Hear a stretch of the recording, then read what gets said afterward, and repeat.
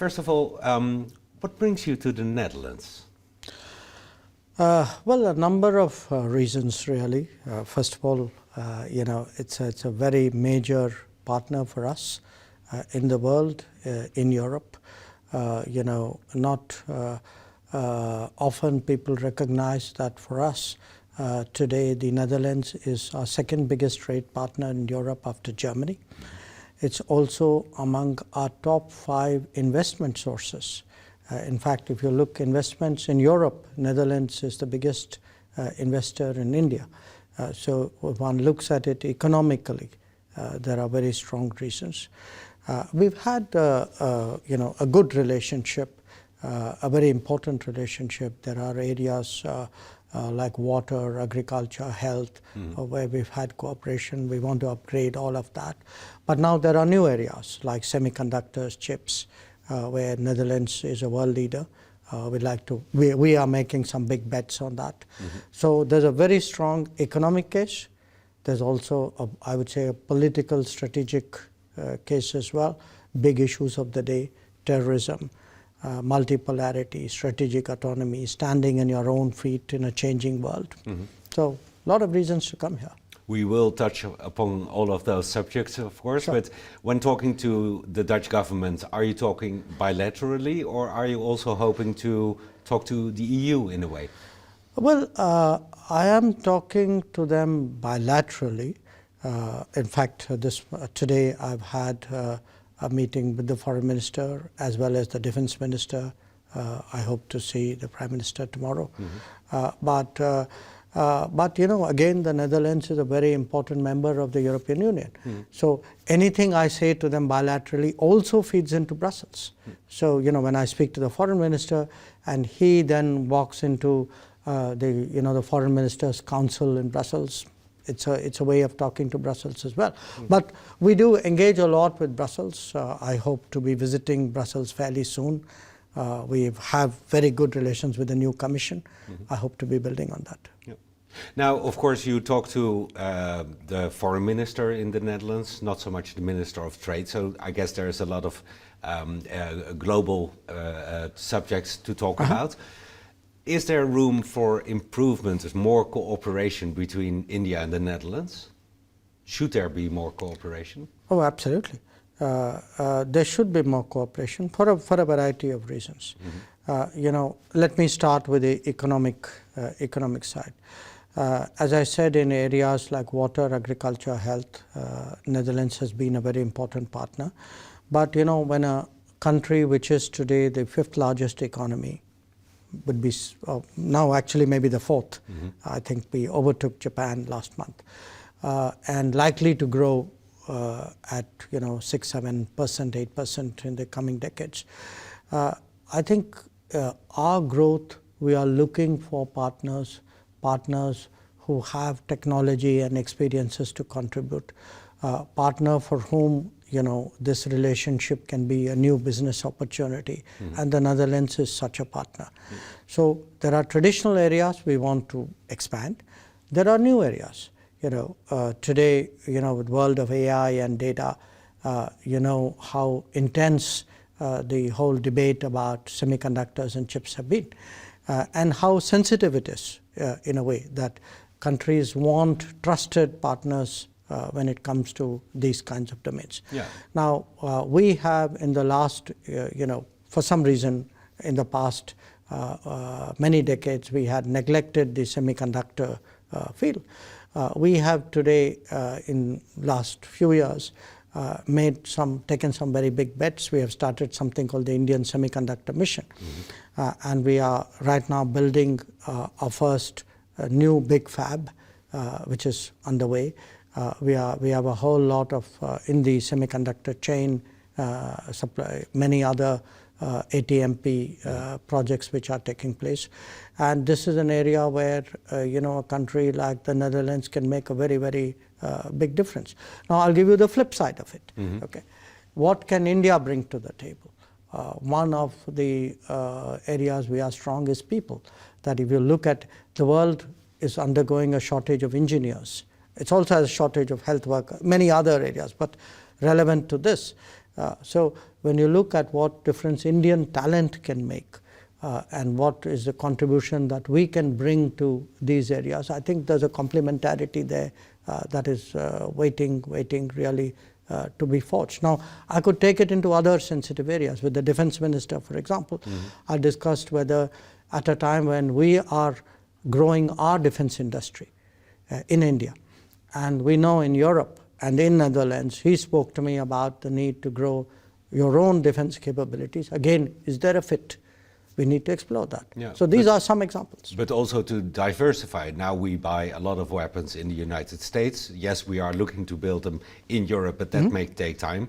So there may be an opportunity for India as a producer of arms. Yeah, sure. You know, often in diplomacy, people speak about it's a more multipolar world. Or, you know, they say we need strategic autonomy. What does it mean in real life? At the end of the day, it means having more of your own capabilities. You know, nobody can have everything.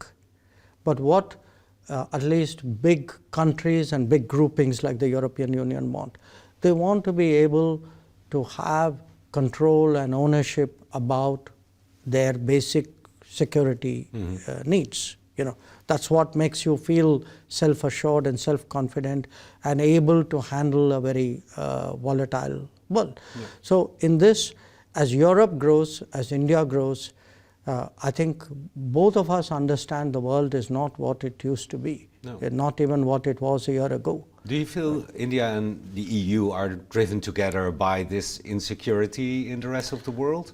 I think India and Europe need to find more common ground and more partnership or working together, not against insecurity, against volatility, against uncertainty, against, you know, on having multiple relationships so that at the end of the day, we are more secure by having more options and more partners. Yeah. But India, of course, has made a point of not choosing when others want you to choose. So there may come a time when either China or Russia or the United States wants India to choose for them instead of for the European Union, for example.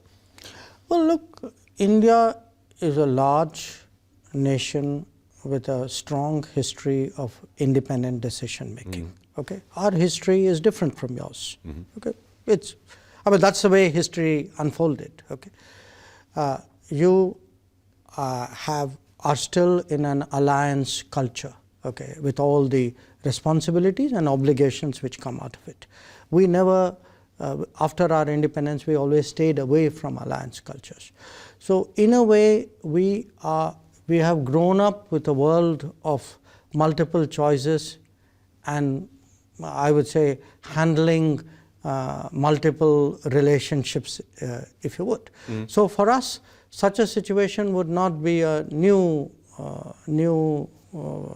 I would say, a new predicament. I understand. So we've handled it in the past. Yeah. We know when to stand up for our interests.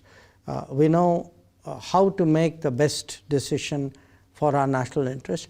I think today Europe, as it, you know, as this current situation unfolds, is discovering, I think, the merits of that strategic autonomy and decision making. In Europe, perhaps, yes, but then, for example, in the United States, you have somebody who wants to be courted in a way, and there's still no trade agreement between India and the US. So does the US understand the rationale of Indian foreign policy?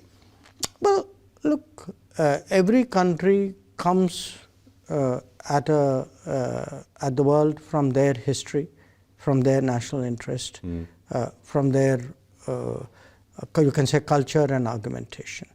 I think, I would imagine that the US understands that India is a very, very independent country, which will make decisions which are driven entirely by Indian interests. Do they really? Because the US claimed that your tariffs on US products would go down to 0%. Well, we are in the middle of a trade negotiation right now. Okay, it's still being negotiated. So we have to wait and see at the end of this all, what happens. In the middle of a negotiation, we at least don't give interim readouts. So where the trade negotiation will end up, what kind of mutuality of benefits there are, because you have a trade understanding or agreement when it works for both parties.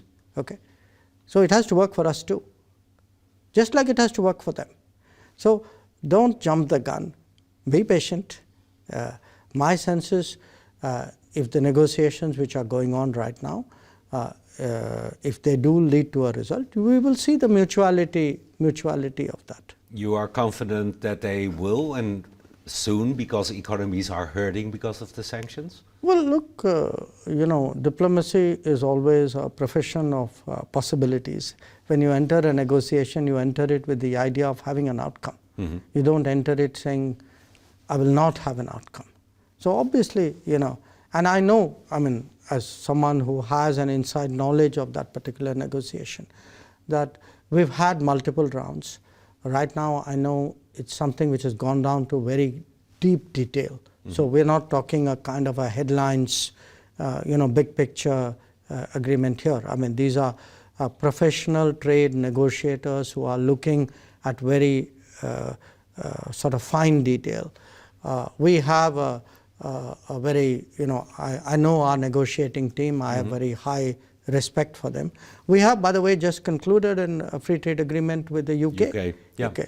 So these things, but so has the United States, and they are very vocal about their negotiations with China, for example. We've seen this weekend Trump in the Gulf region. Mr. Trump seems to be looking for deliverables. So the fact that he doesn't even mention the trade agreement with India, does that worry you?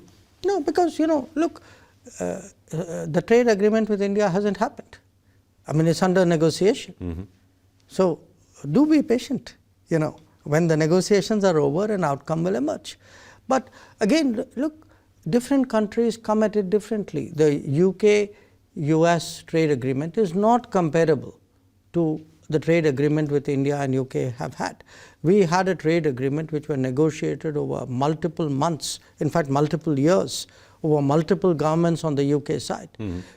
It's a very, very detailed agreement running to I would say a very thick level of detail. So I think each one of us will handle it from the perspective of how they do their negotiations. We like to do detailed, specific trade negotiations which produce balanced outcomes. For us, a trade agreement, a trade deal has to be a deal which works for both parties. And if that takes however long, we do it. Now, when it comes to means of negotiating or ways of negotiating, the role of Mr. Trump is interesting also in another way. He claimed, for example, that he solved the recent flare-up in the violence between India and Pakistan. How do you see his role? Look, I think where we had the recent fighting between India and Pakistan, first of all, you got to understand what it was about. Okay, it started because it was triggered by a very barbaric terrorist attack in the Indian Union territory of Jammu and Kashmir, where 26 tourists were murdered in front of their families after ascertaining their fate. And it was done in a way in which it was intended to harm tourism, which is the mainstay of the Kashmir economy, and to create a religious discord. Deliberately an element of religion was introduced. And to understand that, you've got to also see that on the Pakistani side, you have a Pakistani leadership, especially their army chief, who's very driven by extreme religious outlook. So there is clearly some connect between the views that were expressed and the behavior that was done. Sorry? Did you catch the ones that murdered those 26 tourists? I think we were able to identify who they were because there were pictures of them. attack, there was a body which called the Resistance Front, which took responsibility for that attack. And that's a body which has been on our radar for a number of years. In 2023, 24, and 25, we brought this body to the attention of the UN Security Council's 1267 Sanctions Committee. And we said, look, we see this as a body which has been created by the Lashkar. Lashkar is the main terrorist group in Pakistan, one of the two main terrorist groups. And we can see the connection. So we had, well before the April 22nd attack, we had already drawn this to the attention of the United Nations. Now, we identified the people, the attackers. We know that they are linked to the Lashkar. We know the command centers of the terrorist groups. Okay, it's not a secret. In fact, I should show you. We have, if you look at the UN Security Council, UN Security Council publishes regularly a kind of list of major terrorists. Okay, so it looks like something like this. This is the UN. It says the list established and maintained pursuant to UN Security Council Resolution 1267, whatever. Now, if you go through this list, these very places, the terrorist list, these are famous, well-known terrorists, notorious terrorists. They have a place of residence. It says they operate out of here. Okay, I mean, there's a whole list of these guys.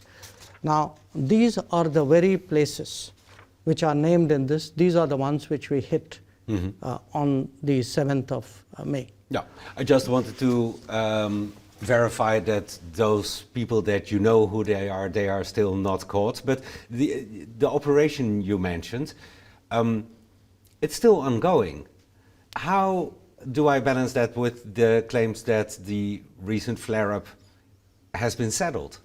No, well, that is not my assertion, and let me explain this to you, then maybe you would get it. So what happened was, when after the terrorist struck, it was imperative that we have a response, because lack of response, you understand, was impossible in such a situation. It has been tried in the past not to respond. Sure, after an and we've seen the results. Okay, so our government is very clear. Okay, I accept that may not have been the policy of an earlier government, but our government is very clear that if there is such an attack, there will be a response. So the response was there? The response was there. The response targeted these 9 places which were the terrorist centers. They are, as I said, the places are all shown in a UN list. I mean, this is where the terrorists work and live and operate from. Now, after that, the Pakistani military chose to fire on us, and we responded. This went on for 4 days. And after that, the decisive day, I would say, was the 10th of May. On the morning of 10th of May, in response to an attack which they had launched on us earlier that morning, we hit 8 air bases. We basically made those air bases non-functional. We hit their runways, we hit their command centers. I mean, if as you look, part of an operation that is still ongoing. Yeah. Why? So no, hang on. Let me explain. So this is the kind of, you hit a runway, you made the airbase non-operational, or you went after what is the air defense command control system. This is the airbase close to Rawalpindi, and that, I think, compelled the Pakistani military to accept that we need to stop firing at each other. And now what has happened is that at the moment there is no firing, and there's been some repositioning of forces accordingly. Now, when you ask me, so why does the operation continue? The operation continues because there is a clear message in that operation that if there are acts of the kind we saw on April 22nd, there will be a response. We will hit the terrorists. If the terrorists are in Pakistan, we will hit them where they are. So there is a message in continuing the operation, but continuing the operation is not the same as firing on each other. Right now, there is an agreed cessation of firing and military action. So the operation is dormant, if you like. Put whatever word you want to, but I can tell you the message is clear, and the message is active. And for some reason, both armies were able to talk to each other, initiated by the Pakistani army? Yes, we have a mechanism to talk to each other as a hotline. Yep. So on the 10th of May, it was the Pakistani army which sent a message that they were ready to stop firing, and we responded accordingly. And where was the US in this process? Well, the US was in the United States. I mean, obviously there were US Secretary of State Rubio and Vice President Vance had called up. Rubio had spoken to me. Vance had spoken to our Prime Minister. They had their view, and they were talking to us, and they were talking to the Pakistanis, as indeed were some other countries. Yep. I mean, the United States was not alone in this. I think there were some countries in the Gulf. There were some others as well. That happens naturally. When two countries are engaged in a conflict, it is natural that countries in the world call up and ask and try to sort of indicate their concern and what they can do in such a situation. But the ceasefire, the cessation of firing and military action was something which was negotiated directly between India and Pakistan. We made one thing very clear to everybody who spoke to us, not just United States, but to everybody, saying, look, if the Pakistanis want to stop firing, they need to tell us. We need to hear it from them. Their general has to call up our general and say this. And that is what happened. Now, Trump claims this cessation of hostilities as a success that he brought about. Not only that, he is offering his help to solve a 1,000-year conflict, I quote. Would you accept his help, and do you think India can benefit from his help? We've had a long history of difficult relations with Pakistan. And the reason for that is that from the very start, we are talking since 1947. Okay, so 1947 means you can do the maths, 1947 to 2025, and figure out how many years the problem has been. We've had this problem because almost at the time of independence, Pakistan sent in, exactly like this proxy people and said, it's not us.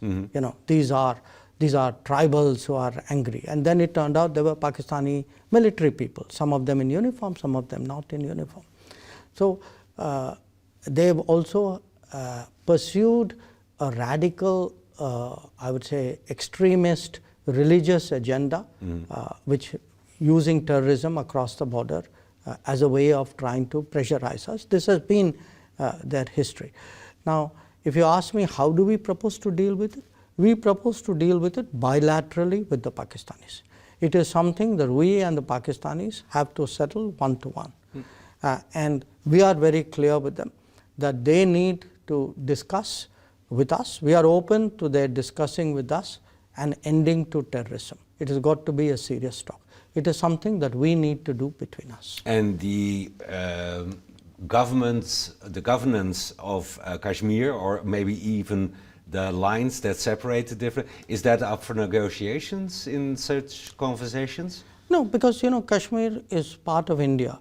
No country negotiates a part of its territory. So for us, Kashmir is part of India. There is one segment of Kashmir which is today under occupation of Pakistan illegally since 1947-48. So we are, we would like to discuss with them when they propose to leave that part and hand There's it no back. magic role Mr. Trump can play here. It is something between us and the Pakistanis. Now, his rationale in offering seems to be, if you put aside those conflicts, he doesn't like conflicts, you can get rich together. To what extent does the situation on the border with Pakistan, but also with China, hold you back economically? Well, it's a very interesting question which you are asking me as a European. Because I am. No, I'll tell you why I find it interesting. Because I think this part of the world is waking up to what it means if you have not given full attention to your security requirements. Okay, our security challenges were far more threatening than yours, so we had to prioritize security. So, you don't choose between security and economic prosperity. Today, you are realizing that they are part of the same coin. So my question is naive. You cannot. No, I think your question comes out of your historical experience. Your historical experience has been that after the Second World War and certainly after 1991-92, you had the good fortune of enjoying a very favorable geopolitical circumstance. And that has conditioned you to think that is a normal. My situation is I didn't have that situation. I've had difficult neighbors, Pakistan and China especially. I've had a continuing problem of terrorism from Pakistan. So I've always had to deal with a degree of realism with a very harsh world, very nasty world, which I think Europeans were insulated from. So I'm not accusing you of naivety. I'm just saying that your situation was different from mine, but you are today going through a reality check in your own way. I've grown up with that reality over almost 8 decades. So for me, it's not a choice between, if you are dealing with your security, does it come at the cost of your progress? I mean, defending your country and your territory is the first duty of any government, any people. Yeah. So I think that will obviously get priority. Yeah. But we are confident. Look, at the end of the day, growth comes from strong fundamentals. Fine. I mean, we've had whatever we've had, the conflict over the last few weeks. But I think the fundamentals of India's growth, the fact that today we are heading to be a $4 trillion economy, we have, as I say, we are in a bandwidth of 6 to 8% growth rate for decades ahead of us. We have very sound demographics in our favor. We are today actually, if you look at the infrastructure growth in India, which has made it so much easier to do business. If you look at the manufacturing, I think, I frankly am quite bullish about our economic prospects. I don't think meeting a national security challenge undermines my economic progress. My economic progress is based on the fact that today, I have a strong economy, a talented sort of pool out there to draw from. Strategic autonomy. Strategic autonomy, but also the ability to attract multiple partners. Yeah.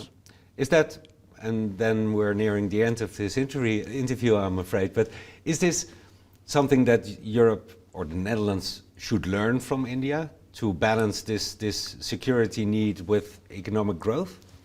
I don't think you need to learn from India. I think that realism is upon you already. Yeah. It is your situation. It's, my situation cannot be transposed to you. You have your own security challenges. Look, you had a situation where between your security needs, your trade needs, your energy needs, Europe thought it had optimized the world. Yeah. Okay? Between an American relationship, a Russian relationship, and a China relationship. Today, there are stresses on all 3 fronts. Okay? That is your situation. You have to discover an answer to your problem through your situation. I've always had a much more a challenging environment in which to operate. But what is important, because I think this is part of the reason I'm here. Look, at the end of the day, there are certain fundamental beliefs for which we need to stand together if we have that belief. For me, terrorism, standing up to terrorism, having zero tolerance for terrorism is a very important part of what we are. I must say we were very appreciative of the very clear stance that we got from the Dutch government, that Netherlands from the time Pelgam happened. I mean, even today, I saw understanding about our policy of zero tolerance for terrorism. I think I see with many partners an understanding that we have the right to protect our people and to defend our people. I do see a better future, a closer future between us, where a Europe and a Netherlands, which is in a way standing and thinking much more autonomously for its own interests, finds a reason or finds a virtue or finds a benefit in working with another big center, you can say, India, which also has an independent policy, and we can figure out how this supports each other. Too many questions left, but if I may ask one, maybe a slightly more personal question.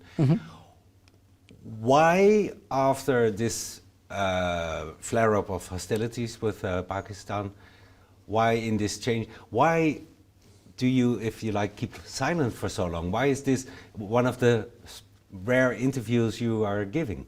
Why choose to communicate now? No, I've not been silent for very long. I had a job to do. I had a job to do at home. We were in the middle of a very serious conflict. When that happens, normally you are very disciplined about your communications. So at that time, we had a communication system. So we had a set of spokespersons who were mandated to speak about it. I'm talking to you because I'm in the Netherlands. So when I go to Denmark and Germany and wherever else I go, it's my job as a foreign minister to communicate. I hope you enjoy your stay in the Netherlands. Thank you. Great pleasure.